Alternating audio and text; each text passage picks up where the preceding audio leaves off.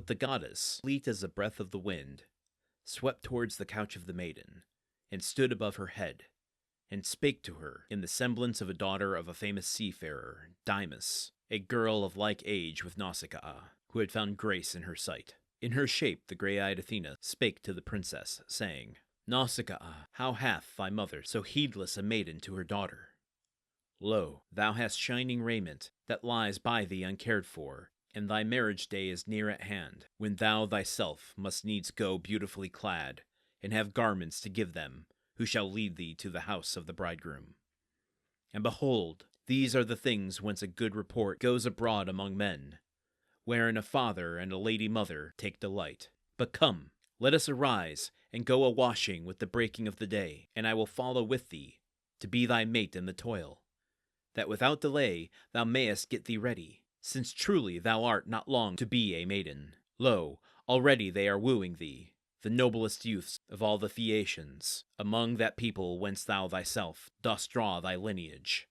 So come, beseech thy noble father betimes in the morning, to furnish thee with mules and a wain to carry the men's raiment, and the robes and the shining coverlets. Yea, and for thyself, it is seemlier far to go thus than on foot, for the places where we must wash are a great way off the town. So spake the grey-eyed Athena, in departing to Olympus, where, as they say, is the seat of the gods that standeth fast forever.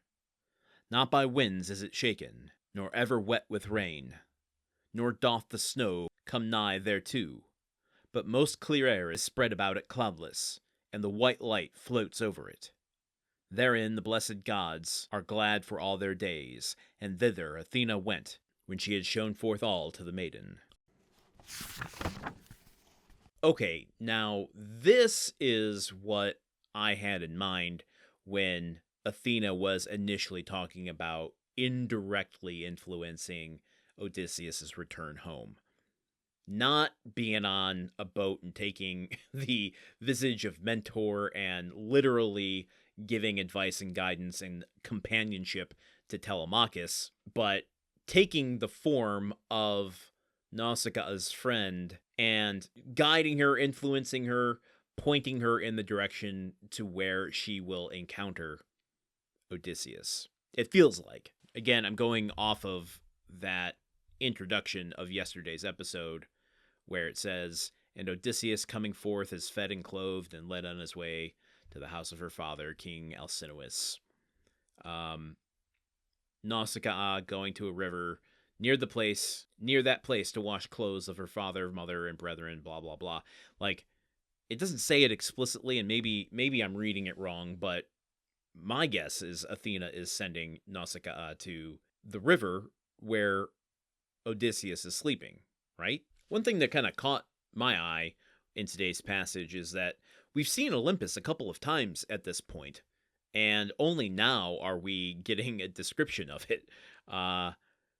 I guess, I don't know, it just seems strange, like, why now, of all places, to put the description of Olympus and not at the beginning of the story? I'm wondering if that is part of the, like, ongoing nature of Homer's work, like, the connectedness between this and the Iliad and the other works that have been lost to time. Is there some sort of continuity that we're missing by isolating the Odyssey as a single story to tell? I don't know. I'm asking questions that I don't have the answers to. The other thing worth, I think, pulling out here is that it seems that Nausicaa is preparing for marriage. Does that sound right? As Athena is going through her little monologue, she's basically saying, your marriage day is near at hand, and you gotta wash all these clothes. You gotta prep for it. You can't be nasty and crusty when you go meet your bridegroom. That's what I'm taking out of it. So she's convincing her, let's go. I'll accompany you. Let's do it together. I'll help you wash all this shit together. But, come with me. Let's head down to the river. There might be unexpected stuff down there if we head over there. Come on. But Nausicaa, we don't get a sense of who she's about to marry. I don't think. Just that she is about to. And I'm not prepared really to speak too deeply on this, so I'm just going to identify it. But I find it interesting, the function difference between Athena assuming the guise of, what was the name? Dymas here, daughter of a seafarer, basically friends with Nausicaa in order to influence her. This has a very direct, like, hey, come with me. I'm beckoning you to come in a specific direction, a physical act. This is, something that I need you to do right now.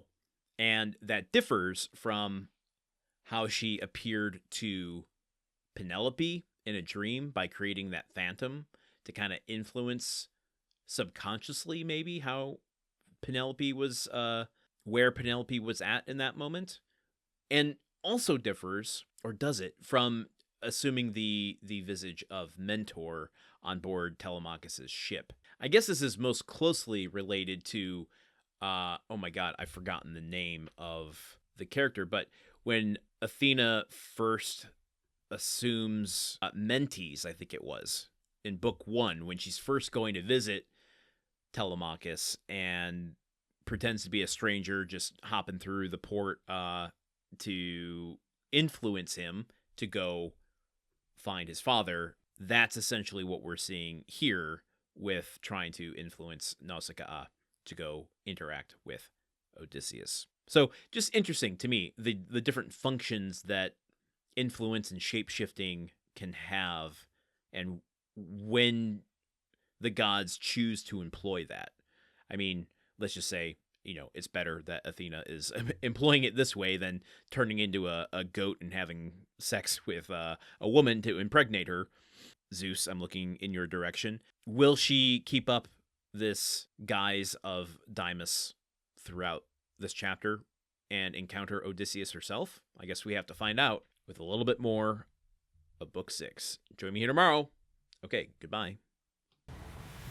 Odyssey is part of the Gruntwork Podcast Network. The show is produced, edited, and hosted by Landon Solano. The original text of The Odyssey, written by Homer. Theme song by Neuroflow. You can support this show and other shows like it by going to patreon.com/gruntworkpod. Thank you for listening. See you tomorrow.